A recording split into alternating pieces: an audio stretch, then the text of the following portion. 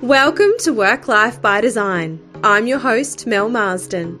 As a passionate entrepreneur with a desire to create places where people and business thrive, I hope to inspire you to find your place at work and in life so you can live a life by design. You'll hear stories of transformation, exploring everything from organisational psychology to brand, and identifying opportunities in your workplace and your life to inspire your human potential. So, let's get started.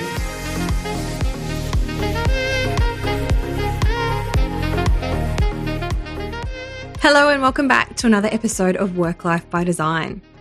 Now, I want to start by painting a bit of a picture for you.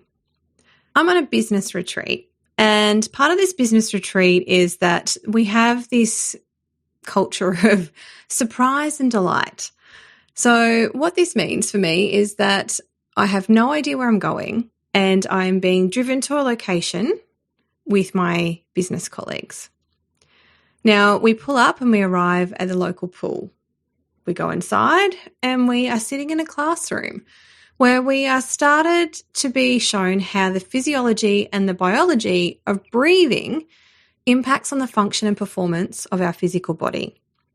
We're shown how different methods of breathing start to influence the amount of oxygen in our blood, the number of breaths we can take, and how we feel when we breathe in different ways. The next thing that happens is we're in the pool and we're starting to practice some of these various breathing techniques as we swim from one side to the other in a single breath. We start to elevate our heart rates and then we do it again. And what we start to experience is that feeling in your chest of wanting to take a breath but continuing to push through it. What I'm doing is I'm progressively pushing myself physically outside my comfort zone. And over the course of a few hours in that swimming pool, I continue to do so to the point where I could potentially survive a wipeout in the surf.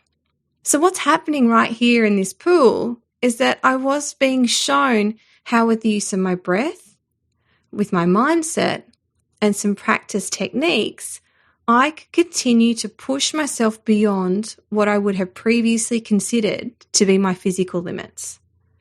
And what that did was it demonstrated to me that I am capable of far more than I thought with the right tools. So this whole experience was led by today's guest, Naam Baldwin. This session fascinated me with the work that Naam does and how he has translated his experience of working with elite athletes to working with some of our top business executives.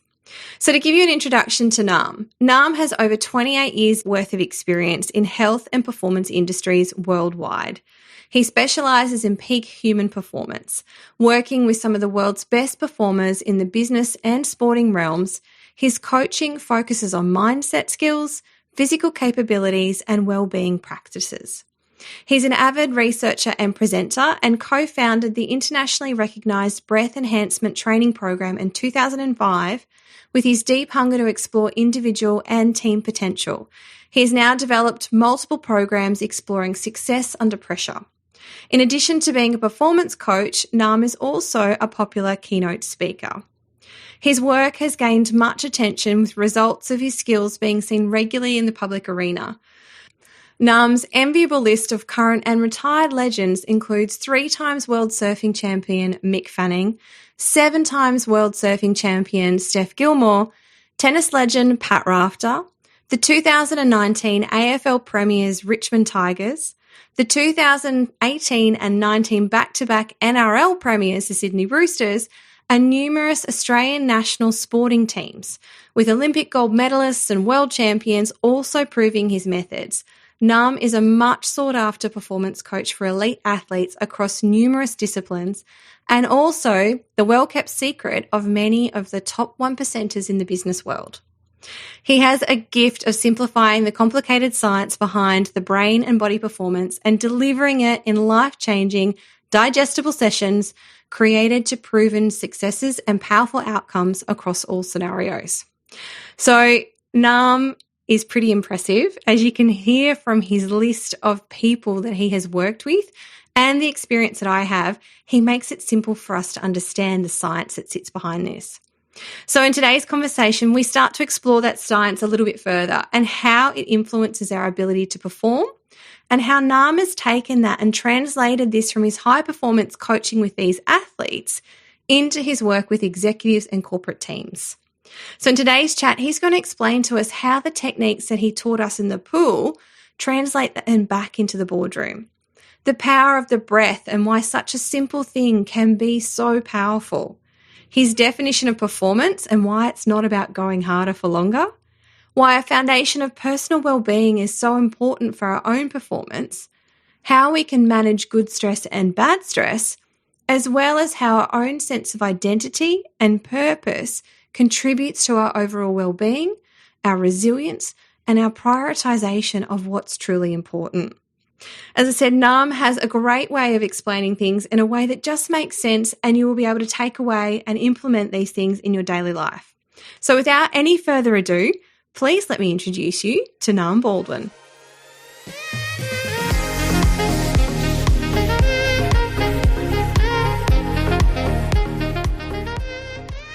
Well, today I am joined by Nam Baldwin. Thank you so much for joining me, Nam. You're so welcome. Thank you for having me, Mel. Appreciate it. My absolute pleasure. Now, look, Nam, I got the great pleasure of meeting you about 12 months ago on a business retreat, and you took us through some paces in a pool, which was really interesting because it actually started out in a classroom. We were talking about our breath and understanding all the different elements of how something so simple as breathing can really impact our performance. And then you took us through our paces in the pool.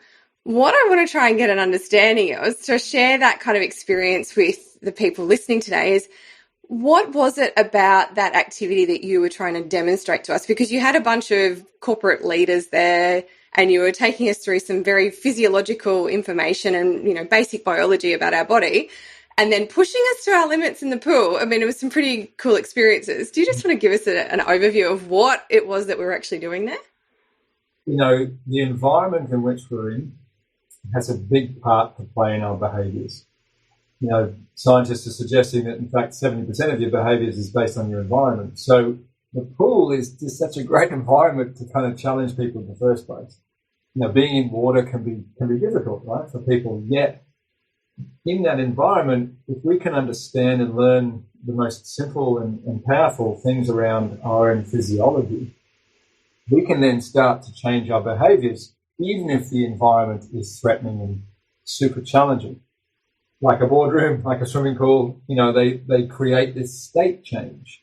And through breath work, I've been studying breath work for, ever since I was 8. That's a story I can tell you in a moment if you like, but a long time. And what we've discovered is that the breath is one of the first things affected by stress.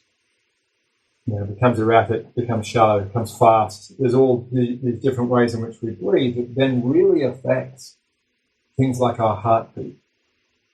And our heartbeat really affects the way our brain functions. If our heart's beating erratically and fast, our brain will go into this mode of, okay, we better go into fight-flight. Now, in the boardroom, that can be tricky because decision-making can be difficult.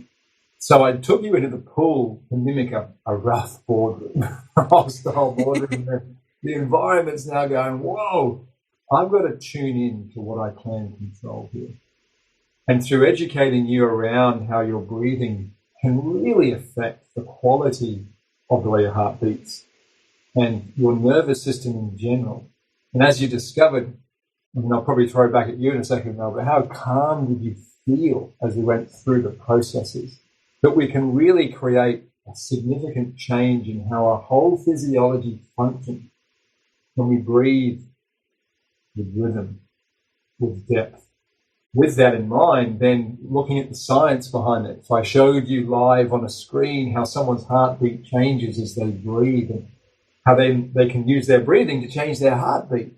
And we know that then is sending a signal constantly up to the brain of how everything's doing. So in essence, if we can change our heartbeat, we can change those signals. And now, regardless of the environment, we have greater control of how we respond. And that's a big thing in in the corporate world is how are you responding to stress, and have you got tools that you can use to calm yourself down? So the pool, it's a beautiful place to be. It was warm. We run programs like that all the time. It's shallow. You can stand up. So it's not crazy, but it's enough to create, I better tune in here. And I could see that you did. Yeah, and it was really interesting because, as you said, we didn't go to the extreme straight up. We worked our way up to it, and with each different activity, we were pushing ourselves to a different limit. How long could we hold our breath? Doing particular breathing exercises as we emerged from one side of the pool to the other, and how that then changed our breathing pattern and our ability to recover. And that concept of, with each one of those activities, we were pushing ourselves to a limit to prove to ourselves that we could go that little bit further. And then by having been that little bit further, we've now got that mental memory to go, okay, well, I've been here before, I can do this again. How does that kind of mental psychology translate into that corporate environment? Yeah, when it comes to our past, we can draw upon it, we can learn from it. And so what we did was we in the present, in the real time, I was putting you into challenging situations that were outside of your comfort zone. So doing activities like that relate to, being in the workplace, where that's going to happen a fair bit, especially today with what's going on. You're going to be outside your comfort zone. So the drills that we were going through was just nudging you into that discomfort, but then giving you tools that would support you through that experience. Then that experience of then going, what, I'm okay.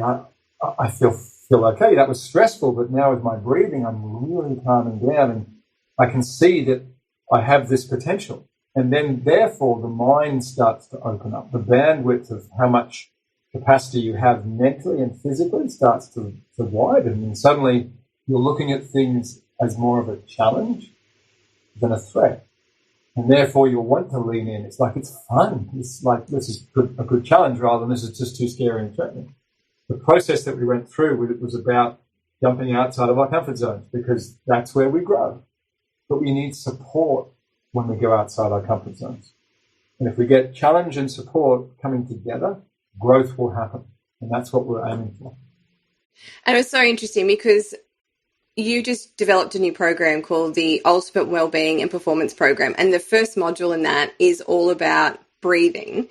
And it seems like it's the most simplest thing in the world, but I think we dismiss it quite a bit, the way that our breath can impact us. And you took us through all of that in terms of the CO2 levels in our body, how when we're breathing diaphragmatically, we're actually then helping our heart pump and taking that pressure off that, which then can reduce heart disease. And there's so much information around that.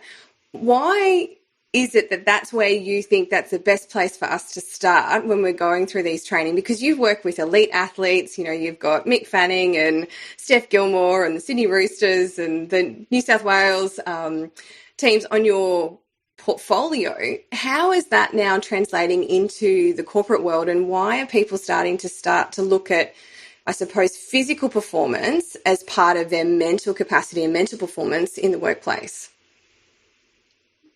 Yeah, good question. Big one. I covered a bit of ground there. Yeah. Well, if we go back to, when we get stressed, and the idea here is to use stress, to leverage it, to adapt, to grow to situations. We have to look at, what is a symptom? What is changing when I get stressed out? Like an athlete, when they get stressed, of course, their heart rate is elevating, their breathing rate is elevating. Well, it's the same for people in a boardroom or in a workplace. Although you might be sitting in a chair, what we could definitely say is that your breathing will change and your heart rate changes when you get stressed out. So if we start with the foundations of how our physiology affects our psychology, we can really help people bridge the mental gap, if you like. Because sometimes when we get mentally stressed, thinking your way out of it is really tricky. But if we have a tool that we know physiologically affects the way our brain functions and therefore how we think and feel and act, like breath work, teaching people in an interesting way, getting them to do things through our virtual program, even though they're behind a computer, I can still get them to interact and do stuff. What we can start to see is that the way that people breathe directly affects the way in which they think and feel and act. So now when I get stressed, I don't have to think my way out of it. I can use my breathing to pause, allow my brain to calm down, allow my heart rate to go into a better rhythm, and then the messaging coming from my body where I usually feel stress is now shifting into more of a calming, progressive state in which it can then support the way I think and feel and act.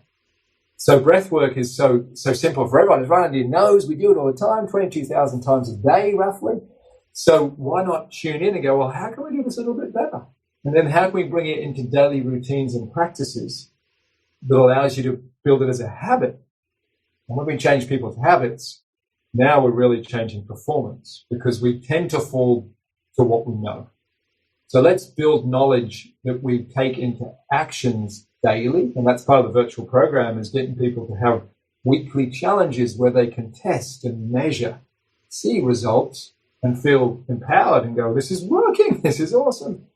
And then it continues from there. So I think, again, to answer your question, why breath work? Because it's the foundation of life. Oxygen is the most important nutrient that we need. You know, stop breathing for a bit and you figure that one out pretty quick. So we want to make sure that we get the foundations right, because when stress happens, the basics will usually help us more than anything else. Keep it simple. Yeah, and it's really interesting because, you know, after we did those sessions, you gave us a lot of follow-up notes to be able to go through and work through. And, you know, it wasn't a one-pager. There's numbers of pages there of the way that that's interacting, you know, and how that's actually affecting everything that's happening in our body, you know, right down to that, our parasympathetic nervous system and how we rest and digest. So our breathing is a really important factor in our well-being and our performance. And I think I'll just add to that too, you know, there is a pandemic of anxiety on the rise, right? That's becoming a bit of a pandemic due to the stresses and, you know, a bit of mindless living rather than mindful. And part of mindfulness is utilizing the breath. So, you know, when we tune into breath work, there's so many little things that we can apply it to. Quality sleep. I mean, in terms of a performance enhancer, you haven't got anything much better than quality sleep. And breathing and breath work, and this is what we teach in the virtual program too. We give people audio recordings to listen to at night so that their whole system goes into this calm state. They go into the state that allows them to get quality sleep through winding down with something as simple as a breathing audio. And so when we talk about performance, I think in the past we've thought, and particularly with athletes, and I think this has changed quite a bit as well, but it was always about training harder, doing more, you know, building more muscle mass to become better, stronger, faster. But I think that mindset has shifted. How do you describe performance now in the people that you work with? Yeah, to me, it's about obviously, you know, bringing your best to any given situation, how effective you are at doing a particular task or job. And that requires deliberate practice, which is really looking at things that you can do daily as routines and rituals that allow you then to be able to bring your best to a situation. So rather than just old school rocking up and going, right, let's see what we can do here, and getting, you know, kind of caught out sometimes, you can build performance practices, daily performance practices into your day that then allow you to be able to respond way more effectively because you've woken up and you've got a routine that allows you to get into a great state. Your mind is in a good place. So straight off the bat in the morning, you're already winning, if you like, in performance because you've created this routine that you've got. And then as the day progresses, when it comes to a task, part of that routine might be anticipating your day and then looking forward and going, hang on, what have I got on? What do I need to anticipate here? How do I want to be when I show up? And then what if this happens? And anticipating that. So performance is about preparation, but it's about, yes, bringing your best because of the way that you have this healthier mindset around your well-being. Because well-being and performance are like this. They intertwine. And the better our well-being through our practices, the better our performance will be. And if we allow that to be a constant, those routines and rituals and understanding about emotions and all the things that, you know, years ago was kind of like, oh, that's for that person. We can learn and educate through programs like what we have to really give people the tools that are simple but build habits that then create that ability to be their best in any given situation. So when you talk about emotions there, and I think emotions are something that we have in a workplace context kind of pushed to the side for a very long time and kind of ignored that, how can we be using an awareness of our emotions in the workplace to help, manage our well-being, but also that self-regulation? Yeah, emotions are really, it's a fascinating space. You can't stop emotions. You're going to have them. You can suppress them. That's not going to be great, though, long term. You know that.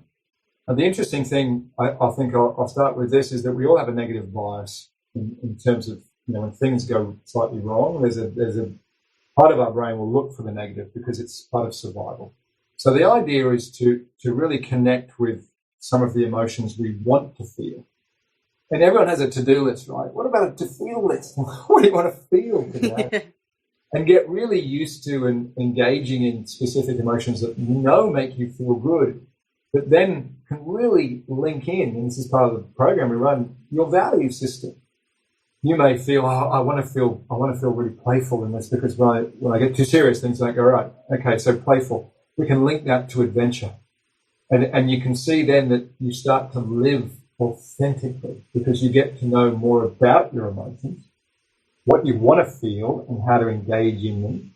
And then the negative emotions, it's really important now to express as best as we can within the right context and the right place, obviously. But we need to, resolve, because doing nothing is doing something. Doing nothing about your emotions, you're going to end up being in a bit of a challenge as time unfolds, especially if those emotions aren't dealt with. So, a couple of tips, and why? Why do I need to do that? Well, emotions are predominantly chemistry. And as we have an experience, whatever that may be, our chemistry changes to then obviously allow us with an emotion to realize what the situation is presenting. And then from there, if we suppress that chemistry that's now being pumped through the system to allow us to feel a particular emotion, let's say it's anger or whatever it may be, frustration, if we just squish it and sit with it, that chemistry isn't helping us take action. And now, chemically, we're building cortisol, adrenaline, and that then, where's it going to go? If I'm sitting in a chair, it won't be burnt up. So, I store it in fat, as an example. And then later down the track, I get all this anxiety. I go, what's going on? And, hang on a second. We didn't express that effectively enough. And that expression, by the way, may be labeling. We know through neuroscience that simply labeling how you feel can really assist dampening down parts of the brain that are really firing to try and get you to do something. Could be journaling, could be go for a walk, anything that allows you to shift the chemistry and shift where the emotions are then driving feelings and thoughts. And now we've got a process that allows us to understand our own emotions better, that they are chemistry. And we need to resolve them, not squish them. And then through that, we have a new era of what's happened a few years back now is vulnerability, being vulnerable and going, you know what, I'm really overwhelmed. And instantly when we say things like that, part of our brain goes, oh, thank goodness. The pressure valve gets released. Yes. And then, okay, and then hopefully you've got good team members that can then tune in and go, tell me about that. Oh, look, well, and as we start to talk, then what happens is the truth generally comes out. And now we're starting to build trust. And, we start to feel like we belong because now our working partners are caring. And belonging is the critical piece of the culture of how the business runs. Do I belong here? Can I express? And that is huge, in a business sense, in a well-being sense, in being human. Being vulnerable is being human and opening so that we feel less. Opening up so that there's less fear within us because we have that right ability to express. And therefore, emotions can be incredibly powerful and really beneficial, even the ones that we don't really like to engage in. And it's just by using them. And I liked what you said there too about, finding things that make you feel good, those feel good emotions as well, because there's a lot of talk about, bringing joy into your life and, do things that make you feel good, and that will then kind of ripple outwards. But you've just stepped us through the scientific process of why that's actually happening, rather than kind of like the woo-woo version of it is to, do this and you'll have a happier day. Yeah. This helps us really understand the foundational aspects of how that physiology changes in our body to bring out the best version of ourselves at work. And so why play is such an important factor in our everyday life and how we can bring that into our workplaces.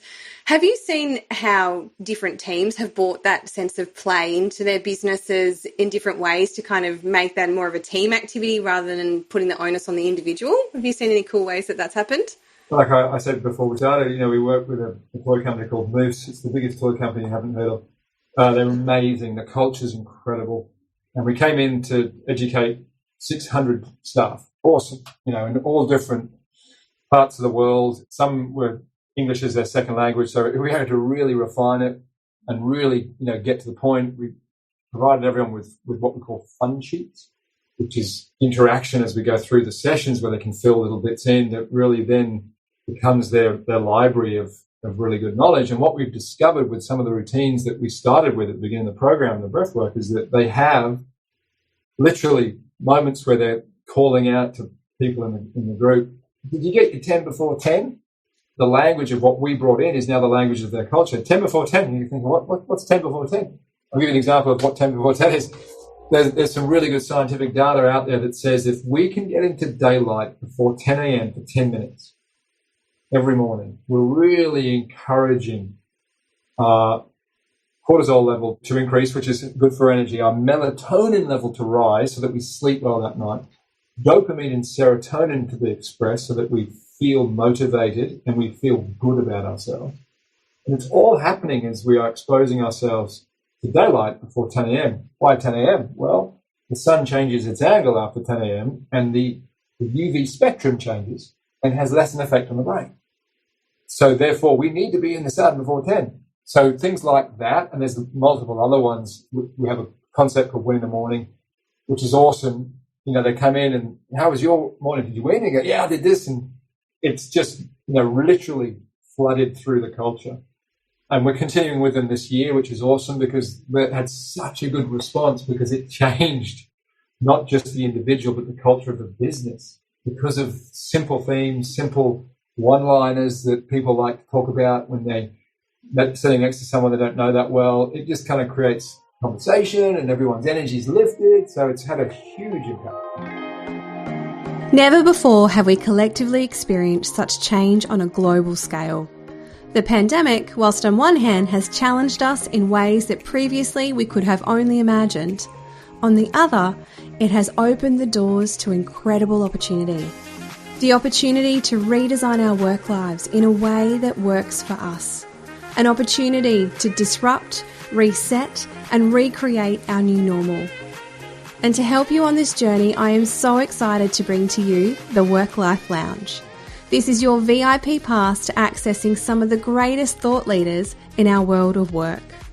So often we are told what we need to do and why we need to do it, but we are often left wondering, but how? How do I make the changes that I need to? And that's where the Work-Life Lounge is here to support you, to guide you step by step through the how, to take back control and design your work life on your own terms. I can't wait to see you in the lounge. Now, let's get back to the episode. Yeah, that common language that's been introduced there. And like you said, it creates that icebreaker so that, if I don't know someone and in such a large company, that gives them that platform for that sense of belonging and to be able to have that connectivity. Yeah. And it's fun, that's the whole thing around learning is you got to make it fun. And then people open up more and that's the aim. A great example. I like that one.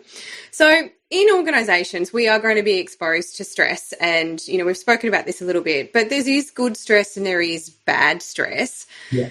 How do we go about identifying what is going to be good stress and what is bad stress? And, what is the mental framing of that then that either helps us perform or sends us into that anxiety mode and sees us crumble. So I think, an important factor here is are you getting the essentials, the pillars of health, are they in there daily? Are you getting your quality sleep? Are you getting some breath work in to really calm yourself down so that as the stress comes in, you've got a greater capacity to cope with that? Because what's happening internally with you, if it's in a calmer state, as stress comes on, you can cope so much better. Looking at the health pillars, well-being pillars of what allows you to feel a greater sense of control. That's really important. So that's why well-being is such an important part of performance for businesses. Because if I'm tired, if I'm overwhelmed, overworked, and if I'm reaching for stimulants constantly through the day, coffee, whatever, it's kind of a sign saying that you're below sea level and you're on edge. And therefore, if we keep going, you're probably going to burn out. And the ability for you to really work effectively when you're in that state, intelligence can drop by up to 40%. So decision-making can drop, obviously. So the idea is that those practices are in place. Then, if we go into the moment, we need tools. We need to understand the concept of how the brain operates when it's under stress. Now, I'm going to go into big detail here, but in our virtual program, we do, and we really unpack that. But the idea is that, when we're stressed, there's certain things that change. And the interesting thing is that when, let's say, an emotion rises, like fear or overwhelm or whatever, if you get a little tip here, if you can pause for 6 seconds and breathe in a rhythmic fashion, those emotions dissipate. And we've heard that before. Pause, breathe, take a breath, right? Yeah. Just pause for a second. But there's science now to back that up, to say, hey, the chemistry that your brain's just secreted is now being absorbed within your brain, and therefore the reaction your brain's having is going to be a lot better. So in the moments, we've got to have little tools that we can apply, and then we need to have good feedback for ourselves and from others to sort of, be aware of what situation is coming up and how we may have responded the last time. Okay, what can we work on this time? So we're looking for deliberate practices again, things that we can practice, that we might practice in a calmer environment first, like you did in the pool. We just work our way up, but with those deliberate practices and simple tools, we can really then start to build towards the real hostile moments. And this is what I teach a lot of, Olympic gold medalists and so on, is these practices in a place where they're comfortable to use them and they can see and measure. There's a system behind it. That's a deliberate practice that then when they go into the more rough and hostile, their whole system is upgrading and able to respond more effectively. So the practices, the well-being practices, and then performance tools of deliberate practice, you're now really supporting not just the working human, but the human in general. And that's a great thing, because what that tends to do when we get that progress that they feel and sense as they go through these challenges is their story in their head changes. And now we're starting to hit some really good stuff, because the story in our head is really, for a lot of people, it's controlling their life. Why not you make the story and control your own experience and, know yourself well, know what works for you, so that when those moments happen, you can redirect the stress now into, that was such a difficult moment, but I paused, I've used that tool, and now I've found that whenever these difficult moments happen, I feel challenged, not threatened. Challenged state allows me to think more creatively, more on the spot, and it's really empowering people around me. This is awesome. Yeah, so just shifting that state. And I think when you said that about that story, and I think that's, I've been guilty of this too, you start to believe something because you've programmed that into your head. And that all it is, it's just simply something that you have programmed. So there is the opportunity to rewrite that story and reprogram something different. But it's having that capability in the moment to, like you said, to be able to stop, to breathe, to reflect and go, what is the story that's going to be helpful here, and what is the outcome that I want to achieve, and how can I then take action to make that, see it that through? And I'll add to that too, expectations are high in the workplace. And then they're a good thing, as long as they're not too high. Obviously, we need expectations and so on. But sometimes it's good to shift that to intention. So what's my intention rather than what's my expectation? And then we're taking power back. We're taking our own application to what we have to do, if you like, into our own responsibility now. And intention is very powerful. And with that, what we're starting to then do is, with good, strong intention, is we are writing the story. And then we reflect back on how well we did and so on, and what can we improve on. Just simple questions after a experience of performance. You can just start pulling threads out and go, cool, this is really working. That goes there. And you've got your recipe, if you like, and you start to present your A game rather than your B game. I like that reframe that you just made there too, because when you've got expectation, that's typically an external projection. And when it's an external projection, that's something that you don't necessarily have control of. But when it's an intention, that's your own internal locus of control, and that's something that you can influence and you can change. So it's shifting that sense of responsibility from something you're pushing out to something that you're taking in and that you do actually have an ability to control and deliver on. So well said. Intention guides attention. And attention is probably one of the key factors of performance, where your attention is. Expectation pushes and pulls your attention. So intention is again, your attention just goes, I need to be on this. Off you go. And you've mentioned a few times there about having that baseline of having a really good, strong toolkit. And for me, I think that comes down to having really good energy management around, how full is my own tank to be able to then show up at work and be the person that I need to be. And I know that when things start to wobble at work, it's probably because I've already been stretching myself to the limit, and my energy tank is waning and there's just not that much there to draw on and to be able to manage myself going forward. How does rest and recovery play into this? And what are some of the signs that we should be mindful of so that we're not getting to that point where we're hitting burnout or we're hitting that, really high anxiety point or that stress level? And then what can we do to start to overcome that? Yeah, really good. And it is a really big aspect that I believe everyone needs to focus on at the moment with the pandemic around and so on. We've got to get that recovery in. And it's something that we really tune in on a lot as a program and so on, to really help people establish just some simple ideas. Okay, how do I know if I'm getting burnt out? All right, a big thing is sleep quality. And I mentioned that earlier, but it really is a factor. Now, with that, there are many devices now. You can Oura Ring, you can wear an Apple Watch, whatever. You can get some data to tell you how well you're sleeping. And that in itself is the first thing I would always sort of go to on top of, how's your general feel leading through the day? How's your energy? Are you waking up tired? Are you getting to mid-afternoon and just want to have a nap or a coffee? And there's another sign, okay, there's something that needs to be worked upon. And energy is interesting because we need to generate it. So what are you doing as practices to help build energy, generate the energy? What movement and exercise regimes are you following?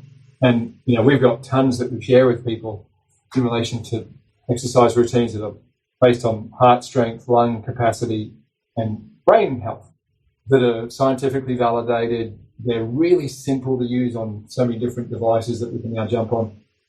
Time efficient, because that's a big part, right? When it comes to, I haven't got enough time. You're like, no. This is going to take you 8 minutes. You got 8 minutes. And then with the recovery protocols, so you've got the energy building, if you like. The recovery protocols are simple things such as, when we do this with you in the pool, what I call a switch, which is a guided mindfulness audio or me talking through calming oneself down by the use of good breathing and good attention skill of directing our mind to softening parts of the body as we breathe out. It naturally takes us into that deep parasympathetic state. Now, just quickly, Mel, I can't remember, but how many breaths did you get down to in that last minute when we did that 9-minute switch? Oh, I think it was somewhere at 3 or 4 in the minute. Awesome, right? And most people are breathing 10 to 12 times a minute in a calm state, sitting on the computer. So you're in that process, you are literally taking yourself into deep, deep calm. Now, if you could do that as a routine or ritual every day in the afternoon after a gym session or after a heavy workload, you're guiding your whole body and mind into a very calm state. But then hormones are coming out, GABA, DHEA, anti-aging hormone growth. All these hormones are now coming out to help you literally repair, but also lower adrenaline, noradrenaline, the excitatory hormones that tend to burn us out if they're there for too long. So in terms of burnout and energy management, we've got to look at two factors. One, how are you generating it? Are you reaching for stimulus? Or are you moving through your work period every hour to just get some blood flow? Blood flows, brain flows. It's an energy. And then what about the recovery protocols? Are you winding down properly for sleep as a process? Are you doing little recovery lie downs, mindfulness sessions that are enjoyable because you're being guided, as an example, that opens up that bandwidth of your capacities again? And therefore burnout, well, it's not going to happen. You're actually leveraging stress. The stress that you're getting in these protocols now makes you better. What a concept. And you've spoken about daily routines and having that and how they feed into that energy management. Now, you talk about there's being two of the most important ones. What are they? I believe morning when you wake up, you have an opportunity. You really do to not go onto your phone and get distracted and have other people's agendas grabbing you and grabbing your attention. And before you know it, it's not about you anymore. It's about something else. Yeah, day's hijacked. It's hijacked. Okay, so we go through a specific routine with some really good science. I'm going to say that again, but it's important these days that people go, well, how is this helping me? Why? And we go through in depth. What's the point? What's the point? Why am I doing this? As an example, I'll give you a very short one as an example. When we sleep, we become dehydrated. You're not drinking if you're a snorer, like 44% of the adult population is, they snore. You're really dehydrated. And when you wake up, you've got to obviously increase that hydration relatively fast. Otherwise, it's going to take a while through the day to pick it up, especially if you just go for a coffee. It's still hydrating you, but it probably is dehydrating you at the same time. So hydration is critical. You've got a lymphatic system, we all do, that gets rid of the toxicity that we build overnight through repair and breaking things down. Part of helping that lymphatic system remove the goo and the gunk is hydration. We want to hydrate so that then when we go into a bit of movement, the lymphatic system doesn't have a pump. You have to move it to remove it. Otherwise, you sit in your own sludge. You can see now I'm starting to paint the picture. The morning is important. So pretty. Yeah. If we get the right things in place and some psychological concepts as well, that's critical as well. It's not all about the physical. It's got to be about the mental too. Doesn't take long. Okay. I'm feeling good. And I'm ready for that day. That's an important piece. Then we have to go, okay, end of the day. We go to many things, but one thing is quality sleep. What are you doing to winding down for your bed? How long are you doing that for? Are you on the phone or your iPad until the head hits the pillow? Which would mean to me, you're probably still high in cortisol because the light that you're looking at is boosting that level, or what you're reading or watching, probably what you're watching is stimulating your brain. So although you're tired when you fall asleep, the quality isn't there. Your REM level is low, which means you're not processing information or emotions well from the day before, and they bank up. Next day you wake up a bit groggy, a bit annoyed, and then same process, they bank up, and then before you know it, 3 weeks down the track, So those two parts of the day are very easy to apply a routine, then necessary. And that's part of what I wanted, why I'm teaching this for people, is that there's necessities. It's not a lifestyle option. They're necessary. So making it easy, though, for people to win their ability to follow through with their process. Making it easy to win, easy to do, and kind of enjoyable, whether that be very calming, which is what we want, or enlightening and boosting in the morning, because that's probably what we want. Then people follow through. And then we've got people taking small actions that over time, bang, big impact. But they're such simple things. that you've talked about here. So why do we struggle so much to actually do them? Well, we're creatures of habit, and depending on what we are doing, we tend to go to the things that make us feel the most dopamine, the most enjoyable sense, if you like. And the challenge with that is that those things are probably boosting your dopamine higher than is probably normal. And therefore, this is very interesting, is when our dopamine level through watching screens at night and getting really engaged in something and then trying to come out of that to go to sleep, there's got to be a bit of a fall in dopamine that is tricky when you wind up. Could be adrenaline there. But they're addictive because we are addicted to dopamine. We're a dopamine nation. The idea, though, is again, it's not a lifestyle. We've got to go to our biological necessities here. And the challenge with those addictive tendencies and getting really buzzed through extra coffee shops, all that kind of stuff. Coffee's good, by the way, but just not too much of it. We will then find that what goes up must come down. Here's the science, is that if my dopamine goes to a certain point, higher than normal, it will actually drop lower than normal to create an equilibrium within my own brain, harmonize what's going on. So I then fall into a little bit flat now, a little bit depressed even, a little bit anxious.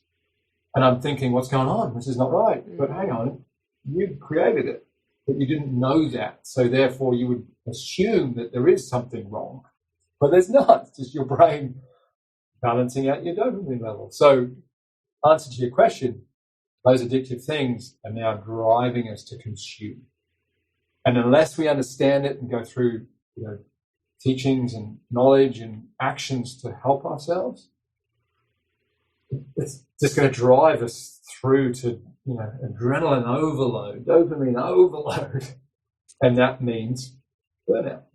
What I find really interesting is that when things aren't going well at work or in our businesses or in our lives generally, we go and we seek out support if we are proactive in that sort of way. But often what I've found, and I know this for myself, I'll go and seek out a business coach because I think I need to be better at sales or I need to be better at this or better at that.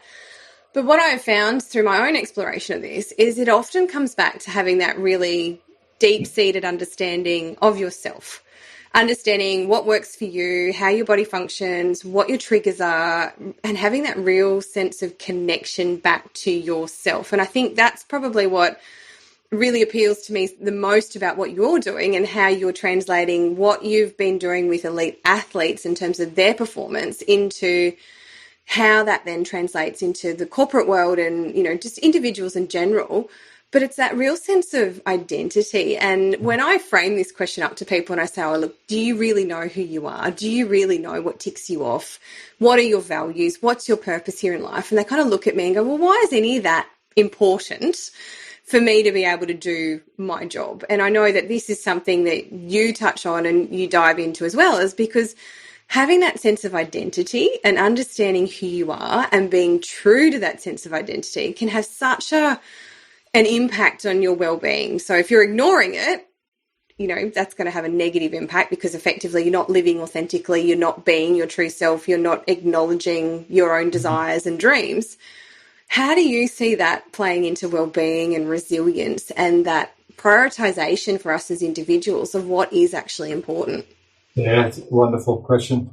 Knowing what comes from your own self versus knowing what comes from others allows you, or other things, allows you to live more authentically.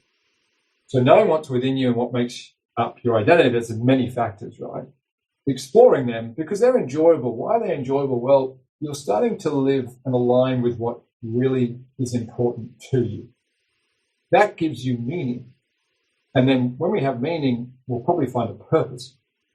And then when we link those two together, I found my meaning, I found my purpose, we now have a lot of energy being generated because in essence, you're able to give what you have, which is great value. You're not perfect, right? No one's perfect.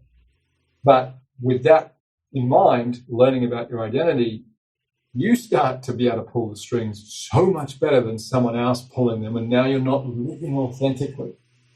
And I'm not going to say that well, you're not living authentically. Therefore, you're not aligning with your true self, which then creates a bit of disharmony. Your whole system and your brain starts to go into a bit of doubt and don't trust yourself, and self-esteem can drop. And when that happens, we go into what we call an identity crisis. It's like, whoa, who am I? What am I doing? What for? So it's such a critical piece, because when those experiences happen, what then changes as well is not just the thinking about it, it's the physiology. Now we're starting to produce more adrenaline, more cortisol, and now I feel heavy, I feel fatigued, I feel anxious, I feel lonely. That's a big one.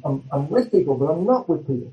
But then when I know myself, my attention tends to then go on to others because I'm okay with me. And when I put my attention on someone else, I suffer less, even if it's stressful in my world. And I can help others, which helps me. So it becomes a beautiful experience, a bit like a flywheel that just doesn't stop. It's like, sure, you get challenges, sure, you get hits, but you live and learn, so you can kind of leverage those and grow. There might be a moment where you're like, but then you pause and you think, and you talk and hang on, is this aligning with who I am and what I stand for? No. And that realization in that moment can be so empowering. It's like the weight of the world lifts off your shoulders, and before you know it, you're like, I'm so stoked that happened. Because now look what I'm focusing on. This is a great idea. And off you go. So that's all part of knowing your identity, which can be tricky, right? You've got to find the right coach and the right way of helping people for that, because introspection and deep introspection can be confronting. That's the challenge, but we can do it very simply. We can look at your character traits and talk about them. And you can do some very good surveys now that will allow you to really go, oh, well, these are my top 25 based on these questions. When we do that, when you're living truly with your identity and your character, your beliefs, your values, what you're going to find is the 3 E's. 3 E's. 1, it's essential. It's you. And we want you. We don't want you to be someone else. It's essential. 2, it really is energizing. And then it's effortless.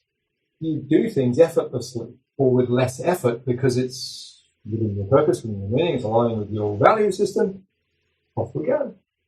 That's a brilliant explanation, because I think what that boils down to from me listening to you is that when we are really in that sense of self and understand who we are, it becomes effortless, it becomes easy. We then have energy because we're not trying to pretend to be somebody else or trying to do something else that is difficult or hard for us. It is who we are. So we're not having to pretend, and that's why we do things like disc profiling and see what our natural and adaptive states are and how we respond to different things and, where our strengths are and where our weaknesses are. And when we can understand all of that and leverage that, then it's, life is a bit easier. Then also being mindful about the times, the rest and recovery where you just enjoy life. Just go and have a great deal, go and play, go do something different. Just be and enjoy the company. And that's an important factor too, because some people can get wrapped up in all of the identity thing and get stuck on stuff. And it's like, hang on.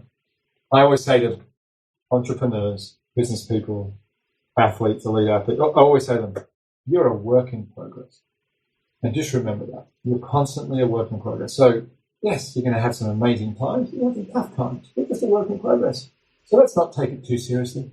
In fact, I'd rather we just have more fun than serious and enjoy the process. Look, I have loved our chat today, Num. Thank you so much for joining me.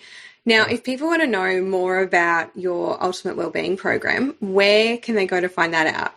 My website would be great. Yeah, all the detail is on there for people to check out, should they want to check it out.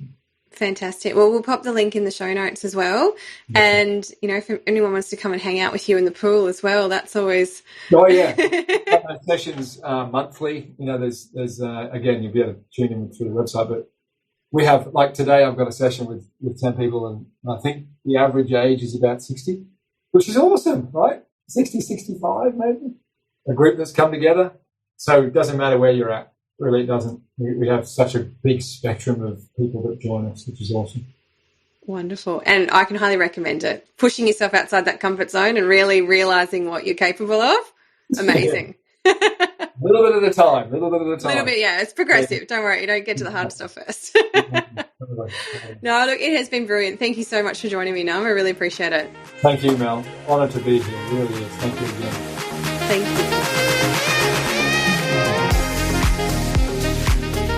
Thank you for joining me for Work Life by Design. If you enjoyed this episode, I'd love you to rate, review, or subscribe, or all three, in iTunes and share it with your friends so we can continue to build this community.